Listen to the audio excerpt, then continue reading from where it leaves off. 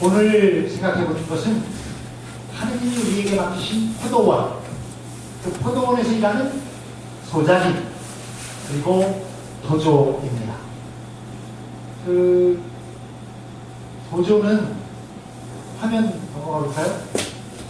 사전적 정의가 남의 논밭을 빌려서 경작하고 그 세일다가 해마다 바치는 뭐 돈이나 곡식이나 실제로 도지라고 우리 많이 말하지 않습니까? 도조에 대한 말씀입니다. 성경에서 이스라엘 유대인들을 상징하는 비유가 대표적으로 두 가지가 있는데요. 하나는 오늘 들으신 포도원, 또 하나는 양떼, 목장입니다. 그래서 하느님이 우리의 목자 되시고 예수님이 우리의 목자이시고 사도도 우리의 목자며 우리는 예수님의 우리에 있는 양들. 그래서 시편 24편이 그렇게 많이 노래된 것 아닙니까? 그리고 포도원입니다. 오늘 그 이사야 말씀 들었는데요. 그 이사야 말씀에도 그렇게 나옵니다. 만군의 하느님 야훼의 포도원은 이스라엘 강이다. 그리고 주께서 사랑하시는 나무는 유다 백성이다. 그러니까 유대인들 한 사람 한 사람이 포도나무였어요. 그 요한복음 15장 나는 참 포도나무다 하는 그 말씀에서도 예수님은 내가 참 포도나무고 아버지는 농부이시다. 그래서 그 참 포도나무에 붙어있는 가지들만 생명을 받습니다.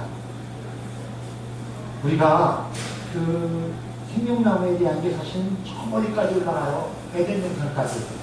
그래서 실은 예수님이 실제 우리 생명나무라는 겁니다. 다음 화면 볼까요? 화면. 이게 사실은 우리는 별로 생명나무 상징을 많이 안 쓰고 있는데요. 이 생명나무가 다 어디로 연결되냐면 십자가로 연결됩니다. 십자가 나무. 그 나무에 달리신 예수님. 그 생명나무의 끝까지 붙어있는 것. 만약에 우리가 상상하기를 이 세상의 모든 사람들이 다 포도나무를 이루고 있다면 그 나무의 줄기와 뿌리는 예수님이시고 모든 사람들은 그 가지는 어찌해서든지 나무에 붙어 있어야 한다. 오늘 성경 말씀에서 포도원 주인은 사람들에게 포도원을 소작으로 주고 떠납니다. 그 사람들에게 소작으로 준 포도원은 굉장히 좋은 조건입니다. 오늘 그 이사야 말씀 시편에도 그런 말씀이 나오는데요. 주인이 좋은 포도나무를 이집트에서 해다가 젖과 꿀이 이르는 가나안 땅에 심고 가꿨습니다. 그래서 포도나무가 유대인을 상징한 겁니다. 그 포도나무는 열매가 풍성하게 열리는 맛이 좋은 그런 포도나무입니다. 주인이 잘 가꿨습니다. 요한복음 15장에도 그런 말씀 나오지 않습니까? 너희는 내 교훈을 받아 입이 잘 가꿔진 가지들이다. 주인이신 농부이신 하나님께서 여러분을 잘 보셨습니다. 여러분은 포도를 실하게 맺어야 하는 그런 포도나무들입니다. 그 포도원은 울타리가 잘 펴져 있고요. 또 포도즙을 짜는 확도 파 있고 또 감시하는 망대도 세워져 있고 부족한 것이 하나도 없는 아주 좋은 포도 맛입니다. 그래서 주인은 포도철이 되자 당연히 도전을 받아오라고 종들을 보냈습니다.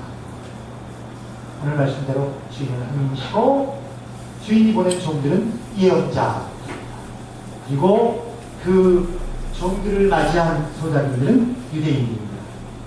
주인이 보낸 종들을 소작이 있는 유대인들은 때리고 쫓아내고 죽이기까지 했습니다. 주인이 다시 더 많은 종들을 보냈습니다. 그런데 소작인들은 여전히 주인이 보낸 종들, 예언자들을 박해하고 쫓고 죽이고 그랬습니다. 그래서 주인이 마지막으로 내 아들이야 알아보겠지 하며 자기 아들을 보냈습니다. 그런데 그 주인이 보낸 아들 예수님을 소자들이 보고 저자가 상속자다. 저 상속자만 죽이면 포도원은 우리 차지가 된다. 그리고 서로 짜고 그 주인의 아들을 포도원 밖으로 끌어내서 죽였다. 예수님은 예루살렘 성문 밖 골고다로 끌려가셔서 십자가의 처형을 당하십니다. 예수님 말씀하십니다. 자, 이렇게 했으니 포도원 주인이 돌아오면 그 소작인들을 어떻게 하겠느냐? 사람들이 오늘 암송할 성부로 대답을 했습니다. 그 악한 자들을 모조리 죽여버리고 제때에 보조를 바칠 다른 소작인들에게 포도원을 맡길 것입니다. 이제 성경이 여러분께 묻습니다. 하느님께서 여러분에게 맡기신 포도원을 어떻게 경작하고 계십니까? 정말 하나님께 포도원을 받기는 받으셨습니까? 여러분은 하나님께서 맡기신 포도원을 경작하는 소작인들은 맞습니까? 그리고 그 주인이신 하나님께 보조를 어떻게 내고 계십니까?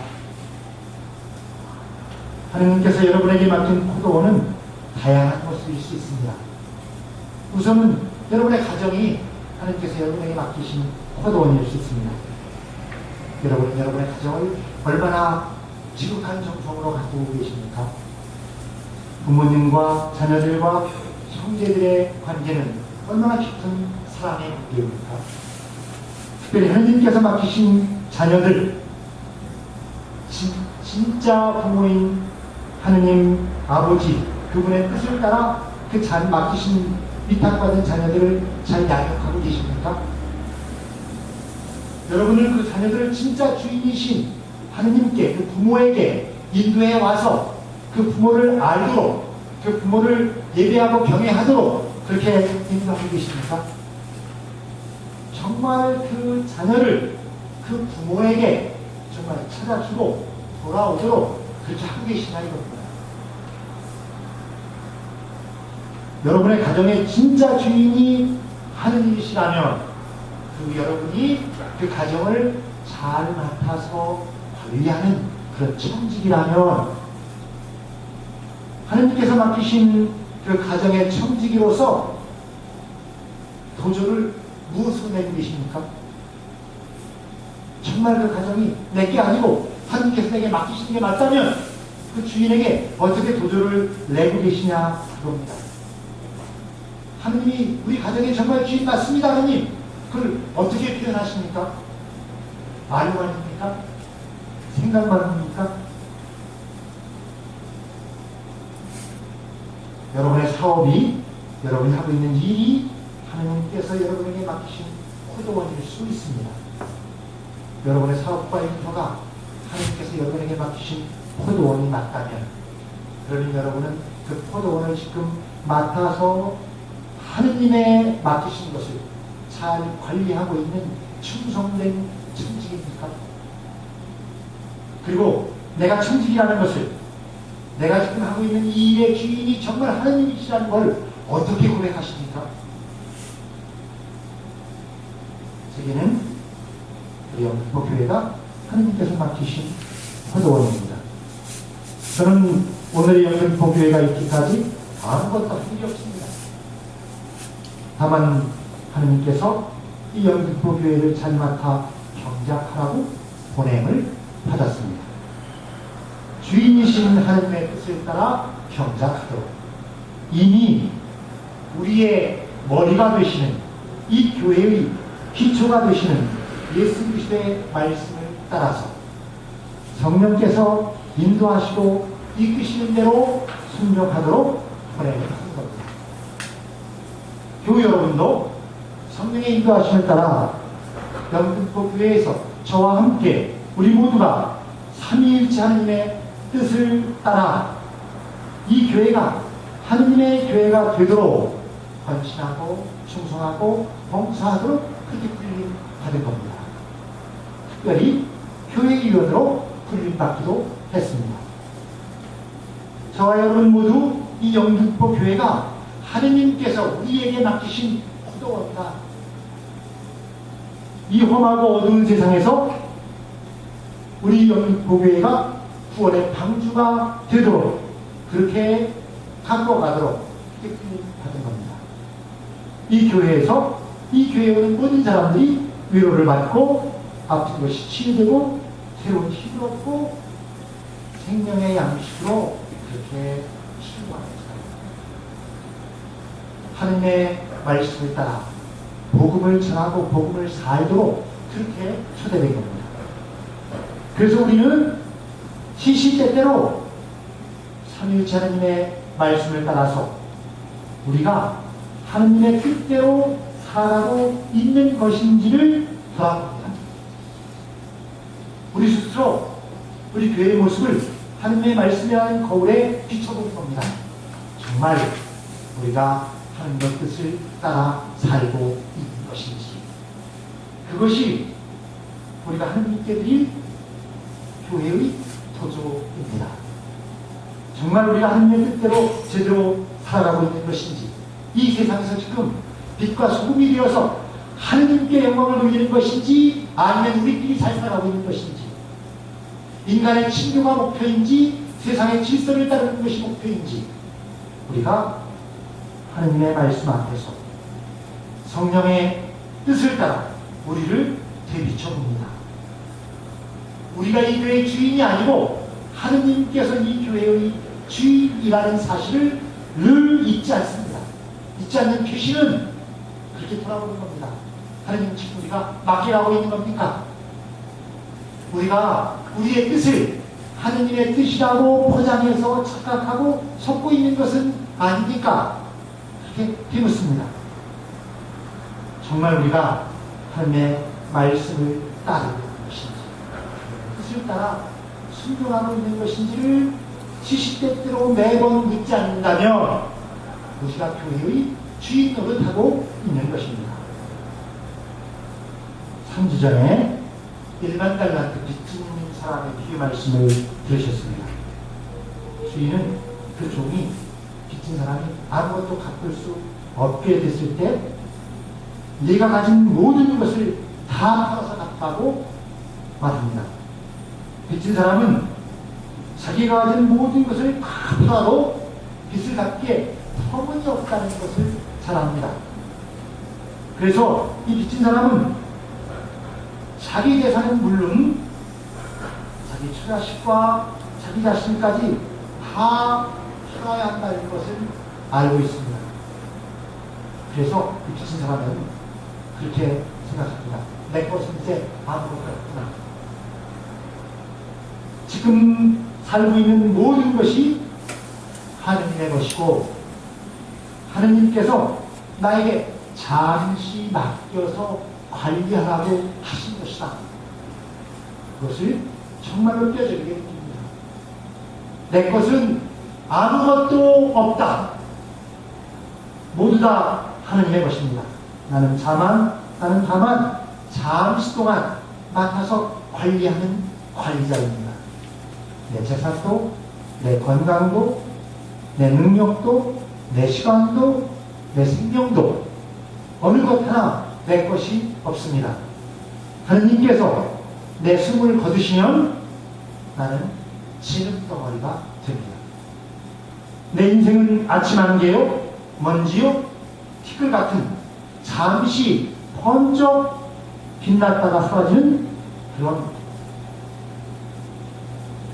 별똥 같은 그런 찰나적인 존재가 내 인생입니다.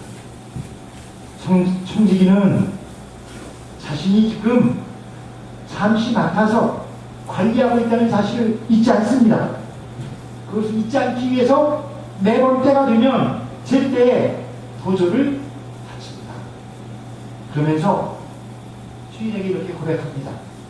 하나님 아버지, 당신이 진짜 주인이십니다.